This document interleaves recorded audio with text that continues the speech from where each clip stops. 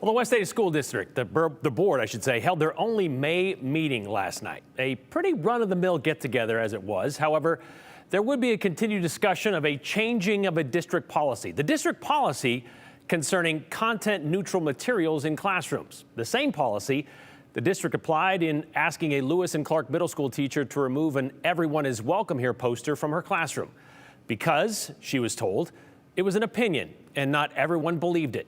Therefore, it was contentious and a violation of policy. So they were hoping to maybe be more specific with this new policy and establish a review committee that would then consider and rule on any appeal to it. The policy would prevent any promotion or opposition of any political, ideological, religious, or socially contentious issue. But in the discussion last night, Trustee Renee Ozuna wondered if this policy might limit what colors can be shown in the classroom, or even what teachers can wear to school. But I want to make sure that we're not using that language to not allow, for example, the "Everyone is Welcome Here" t-shirts. And I just want to understand clearly what our staff's First Amendment rights are related to dress code. The district legal counsel said they're going to kind of review that and get back to them. But this was just the first reading of the new policy. They didn't make any decision on it, and that likely won't happen until July. But it appears the policy committee might have some work to do before then. Meanwhile, what about the teacher and the poster that started this whole policy review in the first place? With just about 10 days left in the school year for West Ada, we wanted to check back in with Sarah Inama, the 6th grade world civilizations teacher at Lewis and Clark Middle School. And she told us her poster, yeah, it's still in her classroom, but come next fall, after 5 years of teaching, it won't be, and neither will she.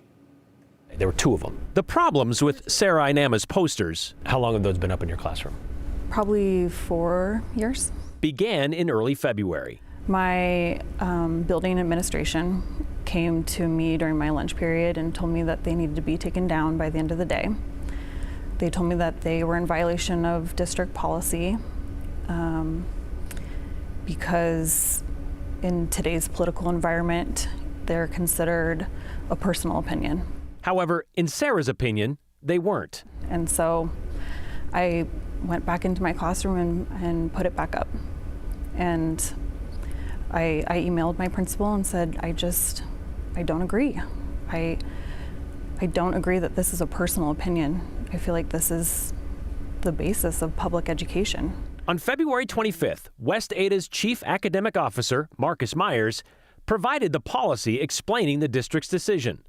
But Sarah wasn't buying it. Yeah, because everyone is welcome here, especially since the poster emphasizes in regards to skin color with the images of the hands, that is considered something that people have differing views on. And the differing view would be racist? I mean, I can't even wrap my head around what other differing view of it would be. I mean, except for something that's exclusionary.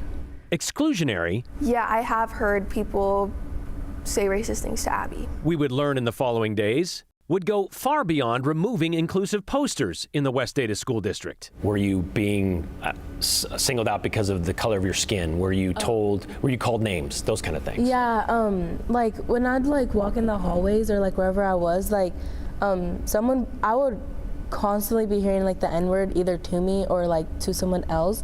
You know, Abby didn't feel welcome in school. She just showed up as a person of color, and that's what made her feel unwelcome because of the reaction other kids were having. There was something else we would also learn. Yes, sir. How many were ready to stand with Sarah? We're never this busy. This is a whole nother level. With tens of thousands of t-shirts being sent across the country and the world. As a homegrown Emmett kid and living in this town my entire life, it gives me goosebumps even thinking that this town is doing what it's doing right now. Support for Sarah and her poster then took to the streets. You pass me a green? Or rather, the sidewalks of the West Ada School District. When I started this, I told my husband that I was expecting maybe 50 people. To see it balloon to over 3,000 people interested in a matter of a week just blew me away. All of it. Basically, I feel like we're hushing what the real problem is. Gave Sarah resolve in her resistance to removing her poster. The politics of whatever's going on outside the school should not affect how we create our classroom environment. And for weeks, what Matt does then is he then interjects his beliefs in that. And then other than practicing for a local political podcast, this was no accident at all. I think it was directly timed along with this and the conversation we've had politically in the Department of Education, politically timed both by the reporter and by the teacher. The district and its board of trustees refused to answer questions about how an "everyone is welcome here" poster could be considered personal opinion or a violation of policy. Welcome to the regular board meeting for the Board of Trustees for the West Ada School District. Not even at their next meeting, despite getting an earful. This is absolutely ridiculous and utterly embarrassing. From an overfilled boardroom. But the way this policy has been implemented hasn't prevented conflict. It has fueled confusion and mistrust. What is the political opinion? I still have not been told that. For an opinion to be an opinion, it's that people don't agree on something. So I just want to know what that is. And besides Trustee Renee Ozuna, I want to be clear, I'm in full support of the posters that were asked to be removed, for the very same reasons many of you are here tonight. The board didn't back down from how Sarah's situation was handled. But there's been a sort of a repeated call to acknowledge a mistake. And I want to say in the clearest possible terms, I think that everything was done right here. While that can be disputed, I don't know. One thing is certain. I feel like there's a lot of questions left unanswered. With just about a week left in the school year, frustrating. Sarah is taking another stand. Did you already turn in your resignation? Yes. Have you heard anything back? No. I haven't heard much from the district or my admin about this whole debacle since it started. What have these last few months been like for you? Just kind of unsettling. Not a lot of clarification about the whole situation. I felt like throughout the whole timeline, I've been given so many different reasonings why my poster was in violation. I feel like I deserve to have a more solid explanation and to have all of my questions answered. I mean, even to this day, I'm still can't even believe that this is the situation that I'm in, that a poster that is welcoming all the students in my classroom is not only not celebrated, but considered controversial. And worse than that, just an opinion. And I just don't want to be a part of it. In her resignation letter, Sarah wrote the district was, quote, more interested in not alienating people with a racist view of our students rather than supporting me and my classroom motivational posters. I don't see any other way about it. I don't see any other reason besides that.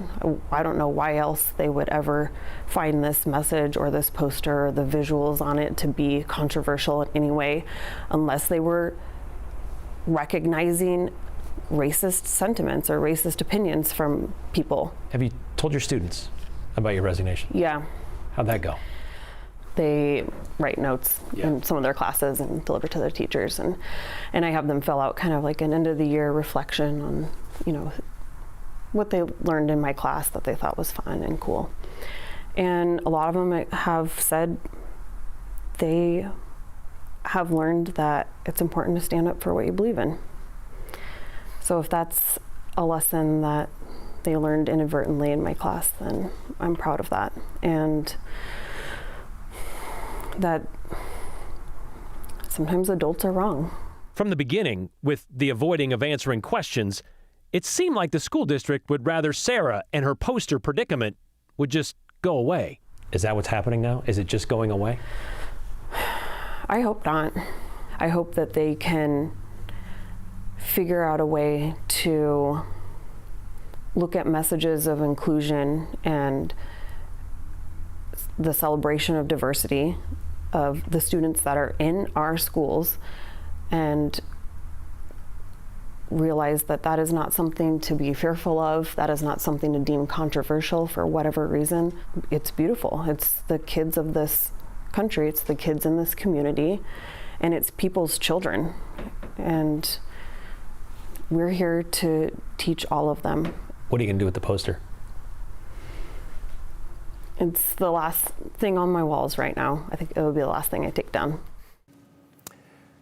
Well, Sarah, despite having to resign or feeling like she has to resign, And not having a job lined up for next fall, she has no regrets, she told us. And you know what? She's not the only West Ada teacher walking away because of the district's interpretation and handling of a policy.